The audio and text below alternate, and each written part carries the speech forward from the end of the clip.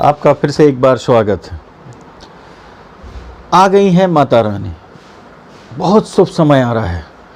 आज पितृमोक्ष अमावस्या है, सारे पितर अपने पितृलोक को वापस जाएंगे और कल से प्रारंभ होगी नवरात्रि।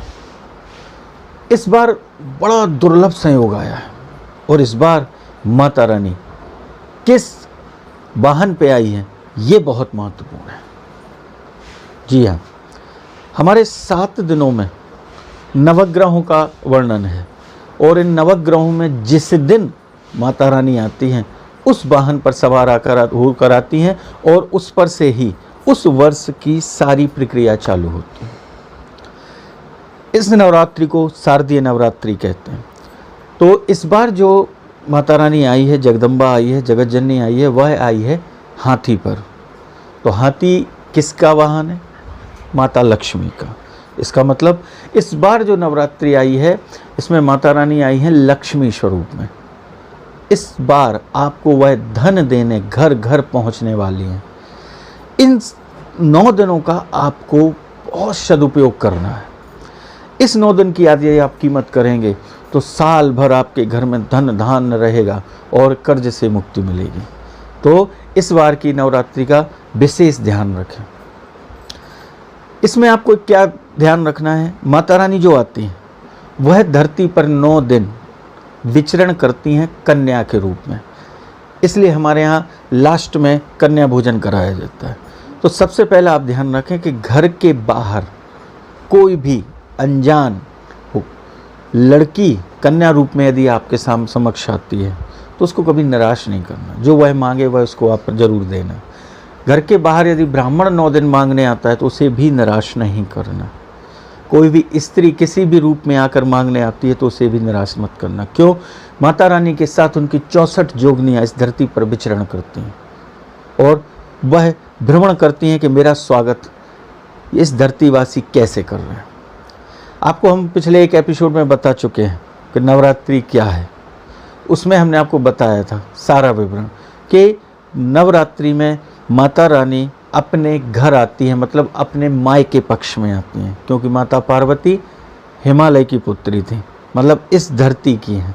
इसलिए हम लोग उनके मायके पक्ष होने की वजह से उनके घर में आने का इंतज़ार करते हैं। जिस प्रकार से हमारी बहन या बेटी विवाह उपरांत जब वह अपने ससुराल से अपने मायके पक्ष आती है तो हम लोग क्या करते हैं, हमने उस एपिसोड में आपको बड़े डिटेल में समझाया था।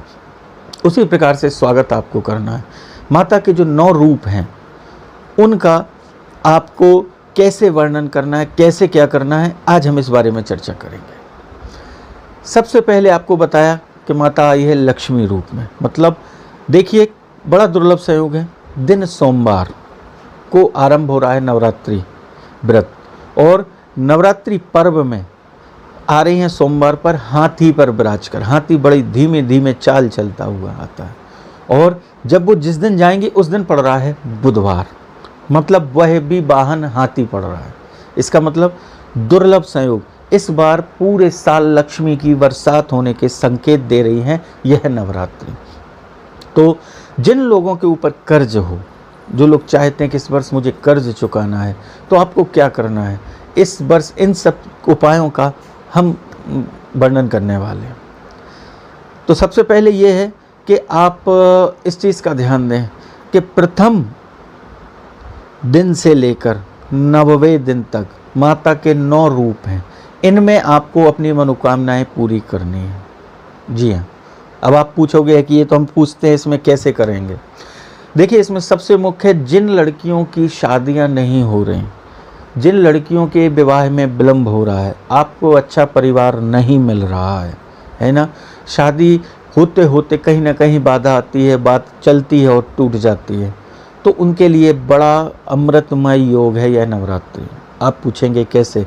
तो उसके लिए आपको क्या करना है, जिस लड़की का विवाह नहीं हो पा रहा है, उसको बहुत ज़्यादा बाधाएं हैं, तो आप अपने घर में किसी पंडित द्वारा, जो माता का 6ठा दिन पड़ता है कात्यायनी देवी का, उस दिन आप उस कन्या को बिठालकर पंडित जी से माँ कात्यायनी के पूरे स्वरूप का मय हवन सहित पूजन करवाएं आप। तो आप देखिए, अगले 6 महीने पूरे नहीं हो पाएंगे, मतलब अगली नवरात्रि आने के पहले उसका विवाह संयोग बन जाएगा, यह बिल्कुल गारंटी से है। हमने ये प्रैक्टिकल कई लोगों को करवाया है और उनको ये फल मिला हुआ है। लेकिन किसी जानकार पंडित द्वारा आप माँ कात्यायनी के मंत्रों के सहित मैं हवन के उस दिन, ये 6ठे दिन आप पूजा कराएंगे, आपको इसका बहुत अधिक फल मिलेगा।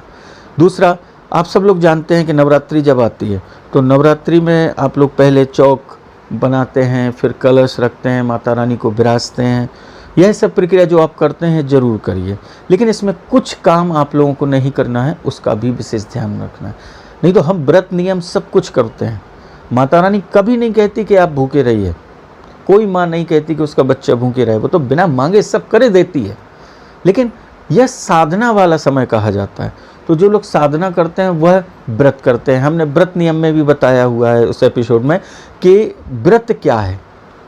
वैसे तो व्रत को हठ योग कहा जाता है, लोग बाग शौक से भी रखते हैं क्योंकि उनको उसका ज्ञान नहीं होता, लेकिन व्रत तो हठ योग है। हम माँ से किसी कार्य की जिद करने के लिए व्रत रखते हैं, और इसलिए आप देखेंगे शैलपुत्री से आखिरी जो उनका नाम है सिद्धिदात्री, मतलब आप जिस हेतु ये व्रत रख रहे हैं उस व्रत की पूर्ति लास्ट दिन 9 दिन सिद्धि देकर माने वह आशीर्वाद देती है कि तेरा कार्य हो जाएगा, देकर जाती हैं।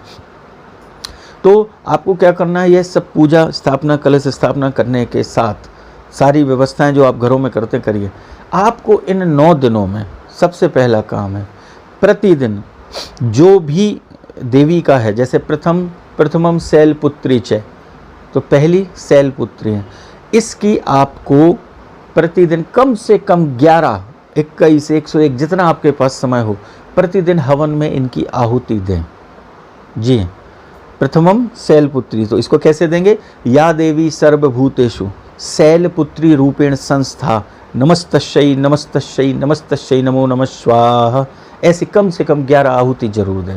दूसरे दिन आप शैलपुत्री हटा के ब्रह्मचारिणी जोड़ लें, या देवी सर्वभूतेषु ब्रह्मचारिणी रूपेण संस्था नमस्तस्यै नमस्तस्यै नमस्तस्यै नमो नमः, और इस मंत्र से आप कम से कम 11, 21 जितनी आपके पास समय है, श्रद्धा है, उतनी आप आहुति दें। तो 9 दिनों में आपको 9 देवियों की आहुति देना है, ये प्रथमम काम आपको जरूर करना है। भोग मिष्ठान, क्योंकि अपने घर में अपनी बहन बेटी आई हुई है तो उसके लिए हम बहुत भरपूर खिलाते हैं कि ये माँ ससुराल में बहुत काम करती है, हमने उस एपिसोड में बताया था, तो इसको हमें बहुत खिलाना है। तो उनको तरह तरह के व्यंजन 9 दिन में कम से कम 9 प्रकार के फल, 9 प्रकार के मीठा, हर दिन एक मीठा का आप भोग उनको लगाएं, हर एक फल का भोग लगाइए आप उनके लिए। और हो सके संभव तो रोज़ आप पहले दिन से एक कन्या का भोजन कराइए, पहले दिन एक कन्या, दूसरे दिन दूसरी कन्या, अलग अलग यदि हो सके पॉसिबल हो तो 9 कन्याओं को 9 दिन में आप भोजन कराइए। फिर जब आपका कन्या भोजन का समय होता है उस दिन उन 9 कन्याओं को इकट्ठा बिठाल के फिर आप भोजन कराइए, और फिर उनको आप जो भी वस्त्र, रुपए, पैसे जो भी आप खिलाने के साथ दे सकें, तो उससे आपके घर में धन समृद्धि, सुख समृद्धि सब कुछ आना चालू हो जाएगी और मैया प्रसन्न हो जाएगी। ये 2 काम आप विशेष करें। तीसरा, हमने आपको बताया कि इस बार आई हैं वो लक्ष्मी स्वरूप में, तो आप यदि चाहते हैं कि हमें कर्ज चुकाना है, हमारे ऊपर जो कर्ज है उसको चुकाना है और हमारे घर में लक्ष्मी सदा सहाय करे, तो हमें क्या करना चाहिए। इसमें आपको क्या करना है, या देवी सर्वभूतेषु लक्ष्मी रूपेण संस्था नमस्तस्यै नमस्तस्यै नमस्तस्यै नमो नमः, इसकी प्रतिदिन 1 माला का आपको जाप करना है। प्रतिदिन आप तुलसी की माला या रुद्राक्ष की माला, इन दोनों में से किसी भी एक माला से आप जाप कर सकते हैं।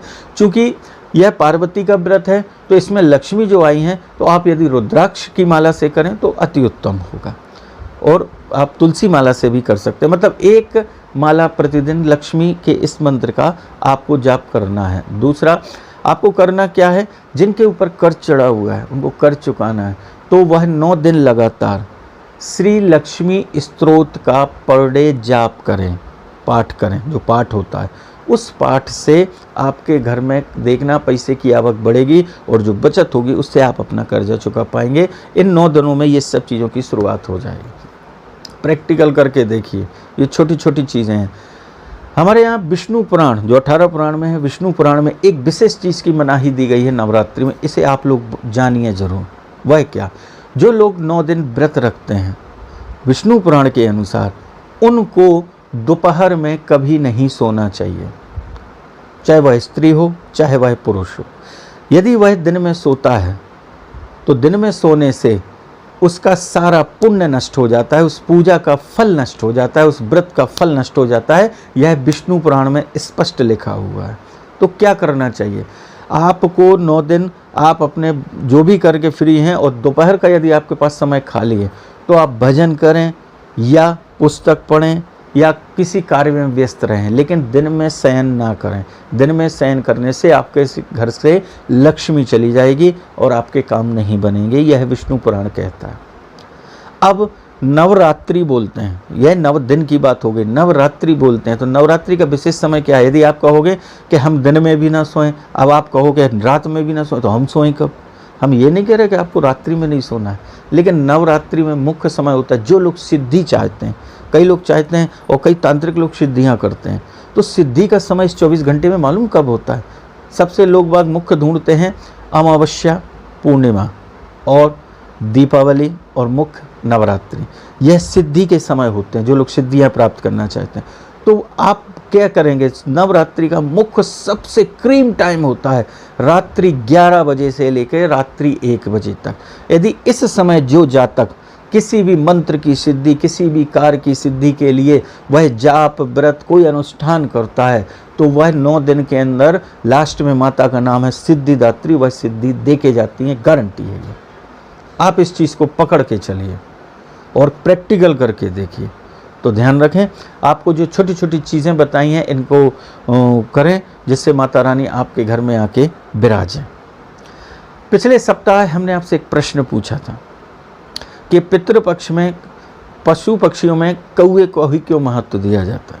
उसका एक मुख्य कारण है, लोगों ने कोशिश की लेकिन आपको सही आंसर हम बताते हैं। कौवा, पक्षियों में कौवा जो होता है मादा और नर कौवा, तो जब मादा कौवा बच्चे को जन्म देती है तो जन्म देने के बाद मादा कौवा उस बच्चे को छोड़कर चली जाती है।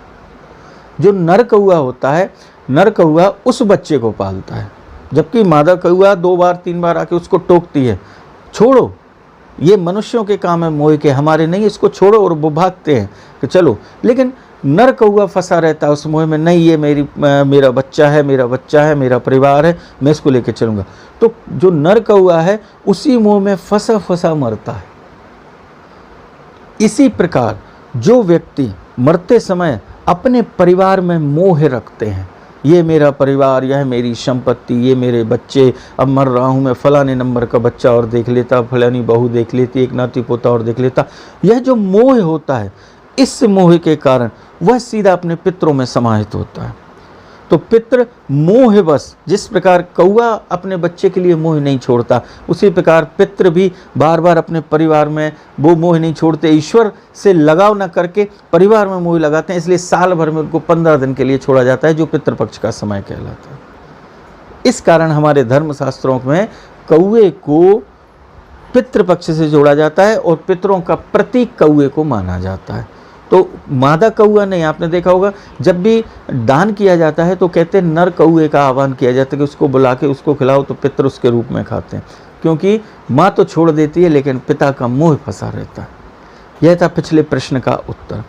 अब हमारा अगला प्रश्न है आपके लिए कि हमारी 84 लाख योनियों में ऐसे 3 योनि हैं जिसके बाद डायरेक्ट मनुष्य का जन्म मिल जाता है। वह 3 योनियाँ कौन सी हैं?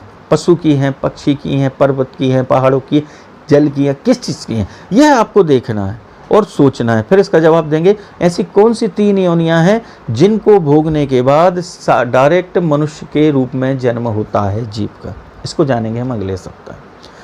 तो आशा करता हूँ आज की ये छोटी सी जानकारी आपको पसंद आई होगी और अच्छी लगे तो इसको शेयर करें। और आपके घर में हमने बताया इस बार लक्ष्मी स्वरूप में आई है माता रानी, तो आप विशेष ध्यान रखें, 1 माला प्रतिदिन लक्ष्मी मंत्र की करें और श्री लक्ष्मी स्तोत्र का जाप पाठ करें।